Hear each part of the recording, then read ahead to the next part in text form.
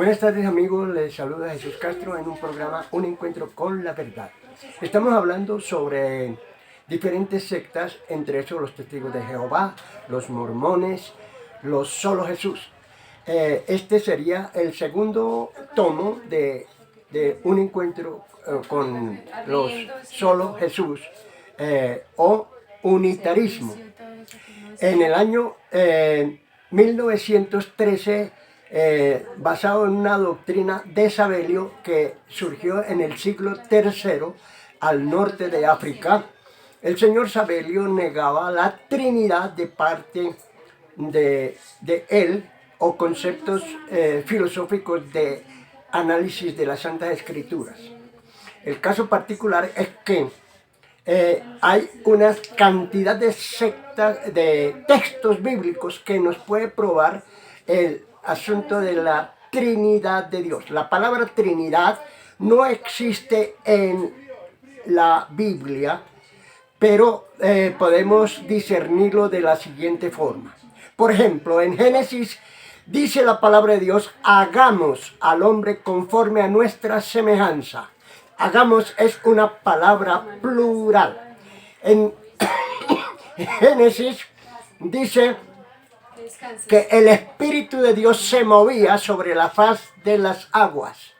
Entonces, una cosa habla del Espíritu Santo, del Espíritu de Dios, y dice que Dios con su palabra hizo el universo. Entonces dice la Biblia, aquel verbo fue hecho carne y habitó entre nosotros. ¿Cuál es el verbo que fue hecho carne? Jesucristo. Entonces también dice Jesucristo en las Escrituras que hay que seguir su doctrina. Por ejemplo, el Padre Nuestro, dice: Padre nuestro que estáis en los cielos. O sea que el Padre está en el reino de los cielos, Jesucristo está en la tierra, y el Espíritu Santo, dice el libro de Juan, capítulo 16, que les convenía, dice: os conviene que yo me vaya, porque si me voy, os lo enviaré. ¿A quién? Al Espíritu Santo, el cual procede del Padre y es la parte del Espíritu Santo. Ahora, en el bautismo de Jesús, en el agua, cuando Juan lo fue a bautizar, dice que lo bautizó y una voz en el cielo decía: este es mi Hijo amado, en el cual tengo contentamiento. Y dice también que el Espíritu Santo se posó sobre Jesús en forma de paloma. Entonces, tenemos aquí, perdón, me está afectando la gripa, por lo tanto, entonces es un poquito complicado para mí, pero en el nombre de Cristo Jesús seguimos adelante. Entonces tenemos la voz en el cielo, Jesús que sale del agua y el Espíritu Santo que sale en forma de paloma. Jesús también dice en el Evangelio según San Mateo capítulo 28, dice que y hacer discípulos bautizándolos en el nombre del Padre, del Hijo y del Espíritu Santo. Entonces menciona los tres. Pero también hay unidad en el sentido de que dice la Biblia: yo y mi Padre una cosa sola, una cosa somos. Muy bien, hay unidad de concepto, hay unidad de palabra entre el Padre y el Hijo. El Padre crea, el Hijo salva y el Espíritu Santo consuela. También dice el apóstol Juan: tres son los que dan testimonio en el cielo: el Padre, el Verbo y el Espíritu Santo. Entonces estamos probando la Trinidad de Dios a través de la Santa Biblia. Por ejemplo, en el capítulo 17 del Evangelio según San Juan dice: Padre, no pido que los quites del mundo, sino que los guardes del mal. Entonces, ahí estamos hablando de Jesucristo orando al Padre. Cuando Él va a morir, dice: Padre, en tus manos encomiendo mi espíritu. Entonces, una cosa es el Padre creador el Hijo Salvador y el Espíritu Santo Consolador. Así que estamos hablando no de un texto, sino de muchos textos que nos prueban la Trinidad de Dios. Hagamos al hombre, hagamos palabra plural. En otra parte del Génesis dice descendamos. En otra parte dice confundamos. En Isaías capítulo 6 dice ¿quién irá por nosotros? O sea que el Dios de los cielos, hablando con el profeta Isaías, hablando del propósito de Dios de salvar a la humanidad, dice ¿quién irá por nosotros? O sea, pluralidad. Por tanto, el profeta Isaías dice envíame a mí, Señor. O sea que estamos hablando del Génesis al Apocalipsis de un solo tema, la Trinidad. Ahora, los señores unitaristas o solo Jesús no tienen la autoridad para decir Padre nuestro que estás en los cielos. El mismo siervo de Dios llamado Esteban dice veo a Jesús a la derecha del Padre. Esto está entre el capítulo 7 y 9 cuando Esteban se consideró el primer mártir de la historia. Muy bien, entonces los señores unitaristas dice que hay que bautizar en el nombre de Jesús y que el bautismo salva. Entonces yo preguntaría, ¿qué salvación le dieron a el Señor que murió en la cruz del Calvario juntamente con Cristo?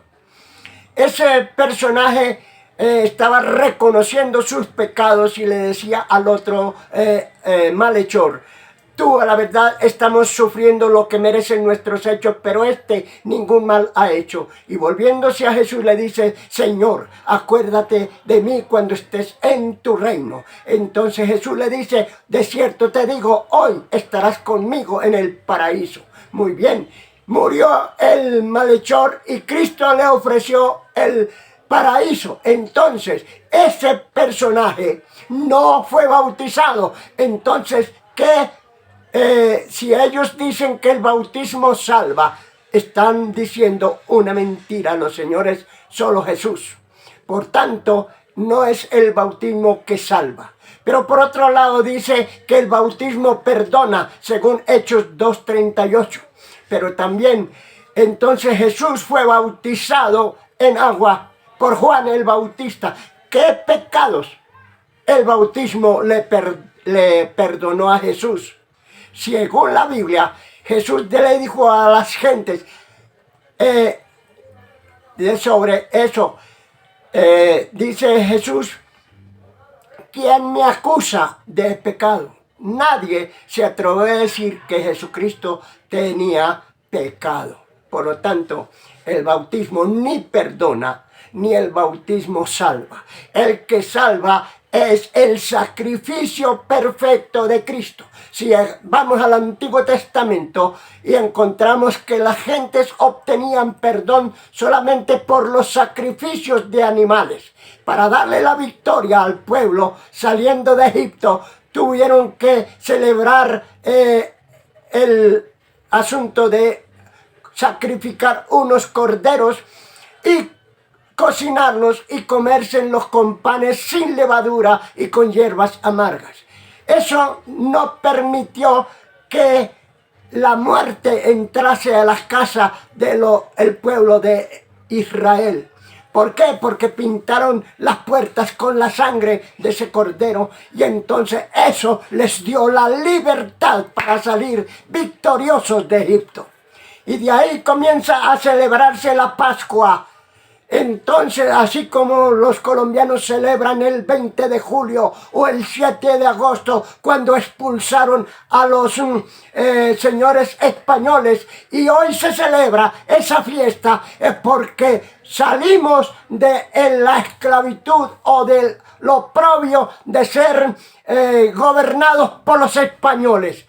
Y entonces, ahora, el pueblo judío celebra la Pascua cuando es la celebración del día que salieron en victoria de Egipto. Así como el 4 de julio se celebra la independencia de los Estados Unidos, así también el pueblo de Israel celebra la Pascua. Y la Pascua era comer la carne del cordero y los panes sin levadura. Y de ahí se estableció la Santa Cena. Por tanto, entonces, ¿qué estamos hablando? Del perdón. Y el perdón lo hacían los sacrificios de los corderos por los sacerdotes levíticos. Ahora, lo que nos da la victoria a nosotros, los gentiles, es el sacrificio perfecto de Cristo, donde Efesios capítulo 2, versículo 8 dice: por gracia sois salvos. Y esto no de vosotros, pues es un don o regalo de Dios. Es así que nosotros tenemos que pensar cómo ser salvos de esta perversa generación. La sangre de Jesucristo, su Hijo, nos limpia de todo pecado. Entonces estamos hablando de la salvación, no por el bautismo, no por el perdón de pecados, que es por el sacrificio de Cristo. Así que, amigos, entendemos este asuntico. Solo Jesús se comenzaron a transformar en el año 1913 y comenzaron a visitar templos o iglesias de sana doctrina y tratar de desbaratar la sana doctrina, metiendo que es en el nombre y en el nombre y en el nombre, y que son títulos que solamente son títulos, argumentos un poco baladíes, porque la Biblia es clara. Cuando Jesús sana, cuando Jesús visita, da poder, da milagros, cuando Jesús dice: os conviene que yo me vaya, porque si me voy, os lo enviaré al Espíritu Santo, el cual el mundo no puede ver ni recibir, porque mora con vosotros y estará en vosotros. Y el día del Pentecostés fue la victoria para nacer la iglesia en Jerusalén, en la casa de un hermano llamado Jacob. Entonces, ¿qué fue lo que recibieron? Poder de lo alto. Recibieron el bautismo del Espíritu Santo y la iglesia comenzó a hablar en lenguas idiomáticas, porque la Biblia dice que las gentes estaban atónitas, perplejas de que estas gentes estaban haciendo bulla y actos que decían: están borrachos.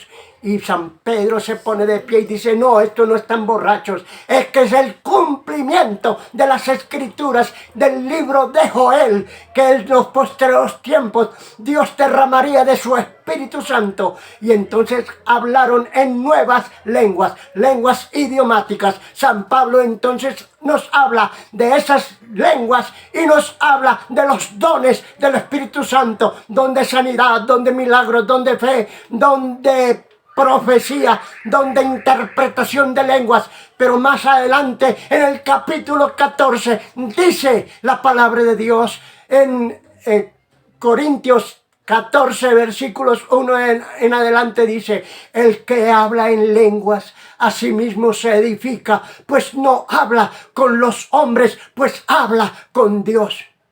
Entonces San Pablo pone una enseñanza allí, que esto ya se llamaría lenguas angelicales, porque el hombre puede hablar con Dios en lenguas angelicales. Una cosa son las lenguas idiomáticas, porque las gentes decían: les oímos hablar en nuestra propia lengua las maravillas de Dios. Entonces esas lenguas idiomáticas, francés, inglés, portugués, mandarino y otro poco de lenguas, que las gentes se quedaban atónitas de saber que se hablaba las maravillas de Dios por lenguas idiomáticas.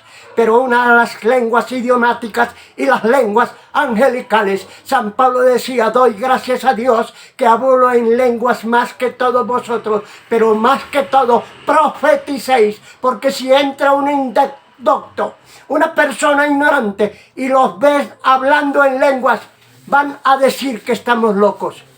Así le ocurre al señor Luis Toro, que se ha tratado de burlar del Espíritu Santo cuando una persona habla en lenguas.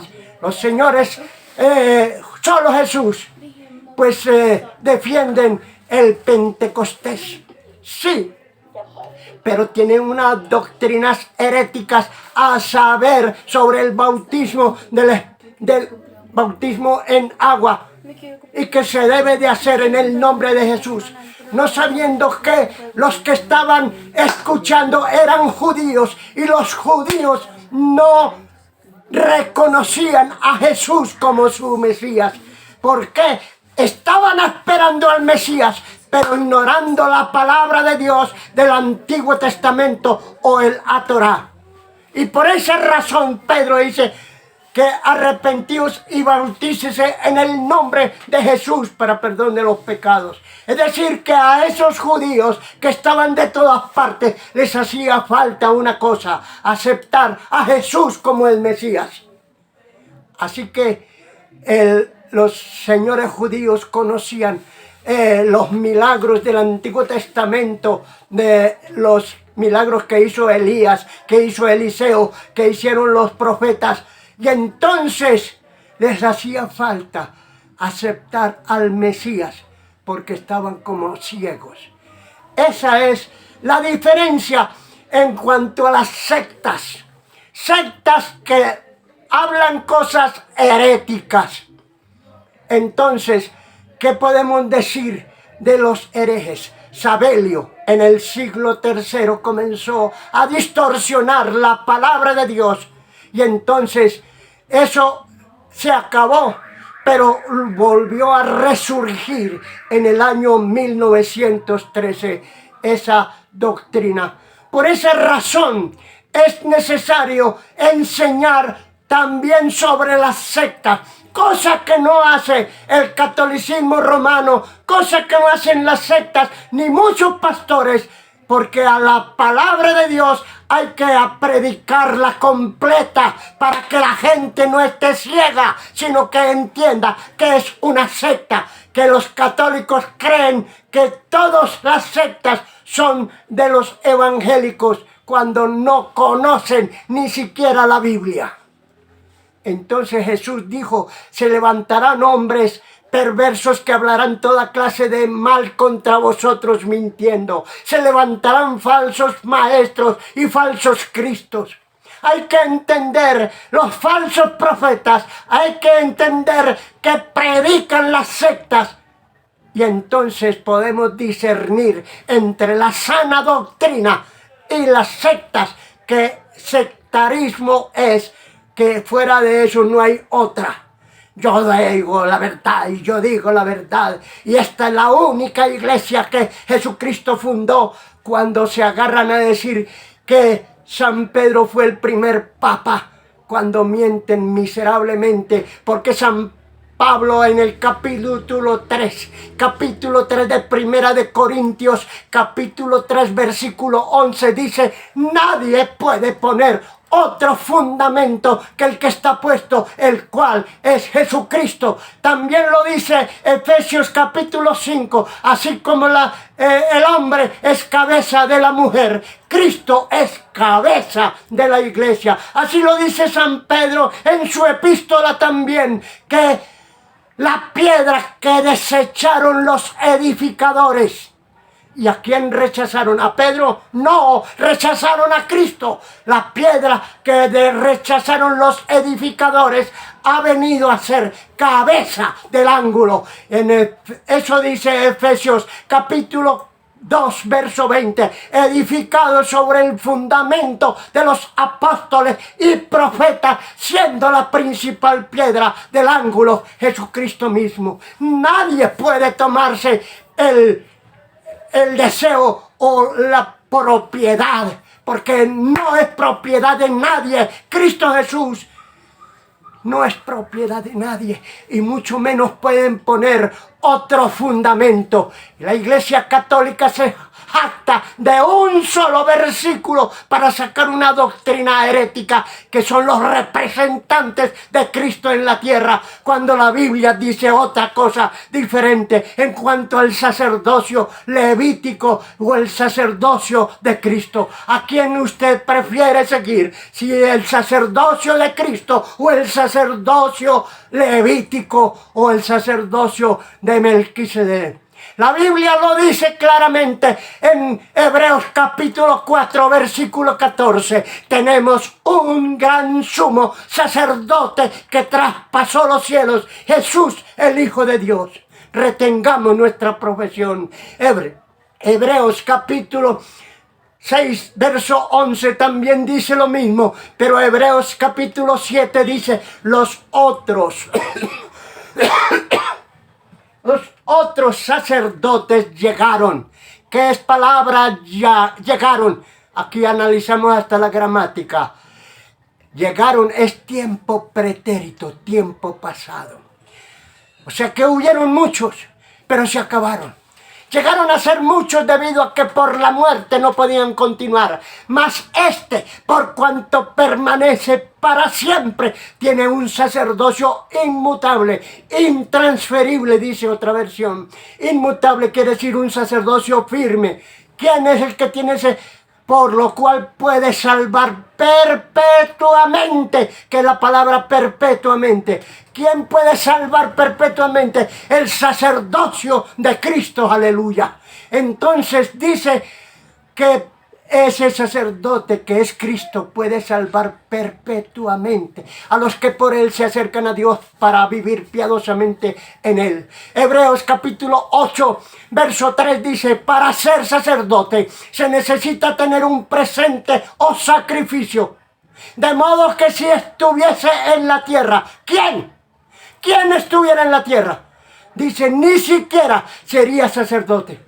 Entonces dice, de modo que si o sea Cristo, estuviese en la tierra, no puede ser sacerdote porque no tiene otro sacrificio. Y si Cristo no puede ser sacerdote en la tierra porque no tiene otro sacrificio, porque Él fue crucificado una sola vez para siempre.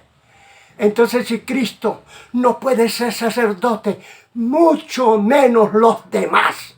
Ni los jesuitas, ni los capuchinos, ni los franciscanos, ni los euditas. Nadie puede ser sacerdote porque pasó de la tribu de Leví a la tribu de Judá. Y Cristo era de la tribu de Judá. Y entonces dice el libro de los Hebreos que hubo un cambio. El señor Luis Toro dice que hubo un cambio y por eso él es sacerdote del Dios Altísimo. ¡Qué mentiroso! Cuando la palabra de Dios dice otra cosa. Él no puede tomarse un sacerdocio porque Cristo Jesús en el libro de los Efesios capítulo 4 versículo 11 dice, Él dejó a unos profetas, a otros apóstoles, a otros pastores, a otros evangelistas, a otros maestros. 5 ministerios y ahí no aparece ningún curita. Entonces los que están actualmente ejerciendo un ministerio son usurpadores del verdadero sacrificio y sacerdocio de Cristo Jesús. He terminado por este día sobre los solo Jesús, pero dejando en claro unas doctrinas clarísimas en cuanto a la salvación, en cuanto al sacerdocio, en cuanto a la sucesión papal, en cuanto a otras doctrinas bíblicas que se han salido del camino. Cuando llaman que vamos a celebrar la Eucaristía, esa no es la verdadera enseñanza de Cristo. Hablé sobre la Pascua. Y la Pascua comenzó en Egipto. Y fueron libres por la muerte de un animalito y pintaban su sangre en las puertas para que no entrase la peste de la muerte. Cristo los sacó de Egipto, libres. Ahora bien, la Pascua comenzó a celebrarse anualmente. Y Cristo celebró la Pascua. Y llamó a sus discípulos y les dijo, en tal parte hay un pollino, o sea, un burrito sin estrenar. Vayan, y si alguien nos pregunta algo, dice, el Señor lo necesita. Y entonces celebran la Santa Cena. San Pablo dice en Corintios capítulo 11, versículo 23 en adelante, porque yo recibí del Señor lo que también os he enseñado, que la noche en que el Señor fue entregado, tomó pan, y habiendo dado gracias lo partió y dijo, tomad y comed, que esto es mi cuerpo, haced esto en memoria de mí. Asimismo tomó la copa, diciendo, esta es la sangre del nuevo pacto. O sea que la sangre de Cristo nos limpia de todo pecado. Y a los católicos no le dan la Santa Cena, ahora le llaman Eucaristía. O sea, le dan una hostia, o sea, una oblea pequeñita para decir la comunión. Pero eso no es la Santa Cena. Pero lo quieren hacer pasar por Santa Cena. Pero si es la Santa Cena, debe darla completa. ¿Por qué? Porque la palabra completa, Santa Cena, implica el pan y el vino. Y a los católicos le roban el vino. Le dan solamente la oblea pequeña. O sea que a ustedes no le cumplen lo que dice, haced esto en memoria de mí. Cada vez que hagáis esta Santa Cena, la muerte del Señor anunciáis hasta que Él venga. Por lo tanto, aquí en esta partecita estoy diciendo verdades y conoceréis la verdad y la verdad os hará libres. San Juan capítulo 8, versículo 32. Y en San Juan 14, 6 dice, yo soy el camino, la verdad y la vida. Y mi programa se llama Un Encuentro con la Verdad. Usted tiene que encontrarse con mi Señor Jesucristo para que a usted se le abra esa mente y se le caigan esas escamas o se le quite esa venda de los ojos para que pueda ver la realidad y se convierta al Dios de los cielos y a Cristo nuestro Salvador. Dios lo bendiga, Dios los guarde y espero que ustedes se acerquen al conocimiento de la palabra de Dios que es leída en las misas todos los domingos y fiestas de guardar. La palabra de Dios es la luz, es lámpara a nuestros pies y lumbrera a nuestro camino, dice la palabra de Dios en el Salmo 119. La Biblia es la que nos muestra el camino y el camino es Cristo Jesús. Dios los bendiga. Feliz tarde.